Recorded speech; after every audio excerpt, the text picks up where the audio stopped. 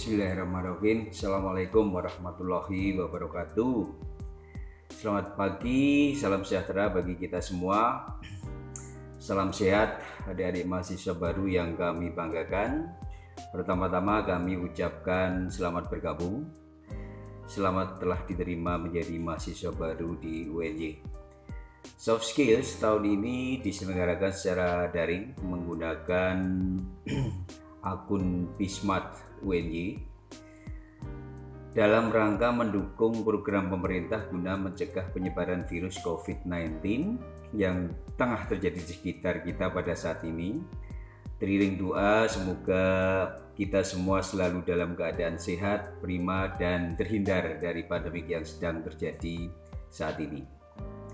Selanjutnya pada kesempatan kali ini kami akan merespon beberapa pertanyaan yang diajukan oleh adik-adik mahasiswa baru dalam agenda soft skill tahun 2021 yang sedang berlangsung saat ini, terutama terkait dengan pengembangan prestasi bidang kesejahteraan dan minat khusus.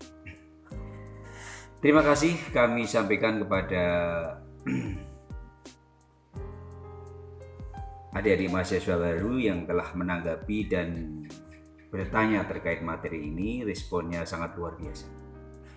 Dari sekian banyak pertanyaan yang masuk, dikarenakan tidak memungkinkan untuk kami jawab satu persatu, maka kami memilih 8 pertanyaan yang sekiranya mewakili dari pertanyaan teman-teman semua. Berikut pertanyaannya.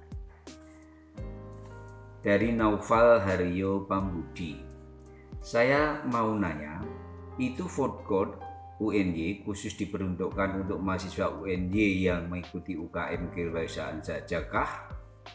Itu pertanyaan dari Mas Naufal. Jadi jawabnya ya tentu tidak ya. Jadi food court UNY itu ada di beberapa tempat, seperti di setiap fakultas itu ada, kemudian juga ada kantin terpadu ada di Plaza UNY dan sifatnya terbuka. Khusus di Plaza UNY bahkan disediakan tempat khusus untuk laboratorium usaha bagi UKM kewirausahaan yang ada di UNY. Yang kedua, Amara Fitri Wolansari. Pertanyaannya, apakah bila kita tidak mengikuti salah satu UKM di bidang keagamaan akan dicap sebagai orang yang kurang religius? Ya tentu tidak. Keberagaman atau kereligiositas seseorang itu tidak ditentukan dari keikutsertaannya di UKM agama tertentu, melainkan diukur dari dan bagaimana sikap spiritual dan sikap sosial seseorang. Jadi UKM keagamaan hanyalah wadah untuk mahasiswa agar mendapatkan lebih banyak pengalaman di bidang keagamaan. Jadi yang paling penting adalah sikap, perilaku, ya karakter yang baik. Itu sudah cukup ya. Kemudian untuk Elvira Kusuma Dewi dari Prodi Pendidikan Sosiologi. Sehubungan dengan kondisi pandemik saat ini, bagaimana agar UKM yang disebutkan tetap berjalan dengan maksimal? Kemudian jika terlihat dari tahapan mengikuti UKM, bagaimana cara regenerasi kandidat baru dengan melihat skill yang mahasiswa baru punya? Kalau kepramukaan kan identik dengan kegiatan lapangan. Nah, itu sistem kepramukaannya bagaimana, Kak? Nah, jadi berkaitan dengan pertanyaan Mbak Elvira itu tadi, sekarang ini walaupun kondisi pandemik ya, kenyataannya semua kegiatan UKM berjalan sebagaimana biasa itu. Jadi hanya memang ada sedikit perbedaan, yakni di cara menjalankannya. Ya, kalau kondisi normal ya kita kan lakukan itu memang di luar gitu. Tapi dalam kondisi seperti sekarang ini ya berlangsung dengan daring ya, dengan online. Termasuk dalam agenda pramuka ya. Banyak agenda pramuka yang akhirnya dibahas secara daring. Pertanyaan keempat, Natasha Aisyah Bella Putri Amalia. Bagi saya UKM kewirausahaan sangat menarik. Namun jika saya tidak mempunyai basic kewirausahaan, bisakah saya mengikuti UKM tersebut? Wah, tentu saja bisa, Mbak. Jadi masuk kampus ini banyak yang belum tahu apa-apa. Jadi intinya sangat boleh. Jadi program kewirausahaan di UNJ mencakup segala aspek dari kegiatan berwirausaha dan dibimbing oleh dosen pembimbing yang memiliki kompetensi di bidang tersebut. Ya, diharapkan dengan proses bimbingan mahasiswa mampu secara mandiri menjalankan usaha yang ditekuni. Jadi ada banyak sekali keuntungan yang akan saudara dapat jika bergabung dengan UKM kewirausahaan di antaranya mendapatkan pelatihan tentang kewirausahaan khusus anggota UKM, diskusi langsung dengan praktisi kewirausahaan melalui workshop, mengikuti perlombaan di bidang kewirausahaan, menemukan network baik dari internal UKM maupun eksternal untuk berbisnis dan membuka peluang untuk pendanaan bisnis. Yang kelima, Enina Esteria. Mengapa UKM di bidang kesejahteraan tidak ada untuk yang agama Buddha dan Konghucu? Apa belum ada mahasiswa yang beragama tersebut? Jika ada, apa akan segera ditambah UKM bidang kesejahteraan? Ya, jadi memang UKM itu berdiri berdasarkan usulan dari anggota.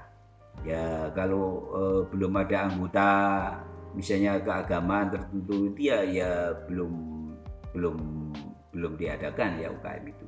Jadi nanti kalau sudah cukup anggotanya bisa diusulkan itu, baik itu Buddha maupun Konghucu. Jadi intinya karena memang belum ada, atau mungkin ada tapi baru seorang gitu ya, mungkin terus mau UKM-nya bagaimana ya, tapi nanti itu bisa kalau memang betul-betul ingin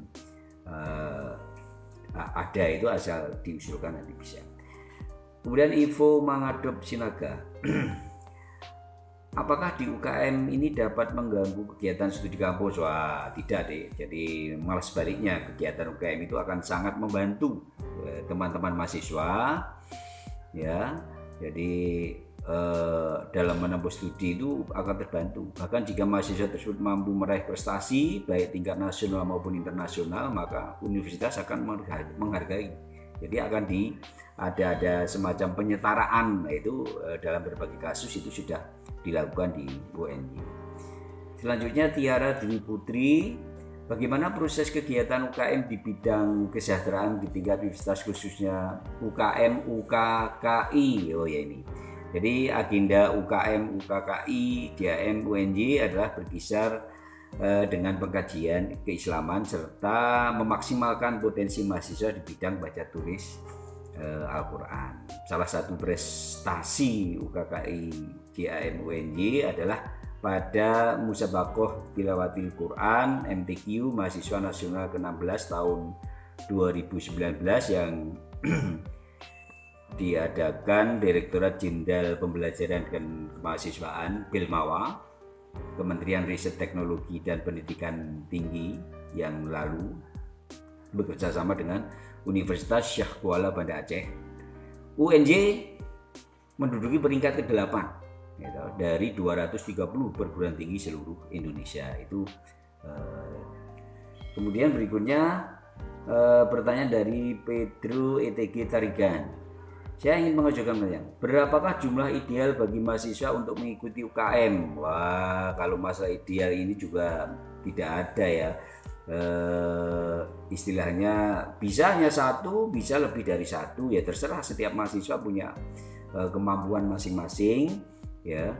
Sehingga kalau punya kemampuan kok tidak disalurkan kan ya itu sangat disayangkan gitu. Jadi kalau memang punya kemampuan lebih dari satu, ya silahkan saja. Jadi UKM itu salah satu wadah yang dapat mengelola minat dan bakat yang dimiliki mahasiswa, dan tidak terbatas di satu minat dan bakat saja, bisa saja lebih dari itu. Ya, hal itu tergantung dari mahasiswa yang bersangkutan. Jadi kalau memang mampu, kenapa tidak ya, ikuti banyak. Ya itu tadi ya 8 pertanyaan yang kurang lebih mudah-mudahan menggambarkan banyak pertanyaan yang disampaikan oleh teman-teman mahasiswa baru. Selanjutnya saya ingin menyampaikan bahwa kuliah itu memang kewajiban saudara-saudara untuk datang di UNJ. Masuk UNJ itu antara lain juga kuliah, mengikuti mengerjakan tugas, menyelesaikan ujian. Nah, itu adalah yang utama. Tetapi jangan dilupakan, saudara juga harus banyak mengikuti kegiatan-kegiatan yang ada di kampus, baik itu katakanlah menjadi anggota BEM, anggota DPM, atau katakanlah ikut UKM yang ada di kampus, di fakultas, di universitas, sehingga saudara juga bisa mengembangkan diri. Dan saya minta juga saudara aktif untuk mengikuti berbagai perlombaan, baik itu tingkat universitas, tingkat regional, tingkat nasional, bahkan tingkat internasional. Kakak-kakak saudara sudah banyak yang berhasil, dan itu membanggakan universitas, bermanfaat bagi saudara sendiri, para mahasiswa, dan bermanfaat bagi universitas. Ya, demikian yang bisa saya sampaikan. Sekali lagi saya yakin saudara-saudara nanti apabila serius bisa menyelesaikan studi 4 tahun tepat waktu, bahkan kurang. Ya, sekali lagi selamat sebagai mahasiswa baru sudah masuk di Universitas Negeri Yogyakarta. Oke, selamat, dan akhirnya assalamualaikum warahmatullahi wabarakatuh. Terima kasih.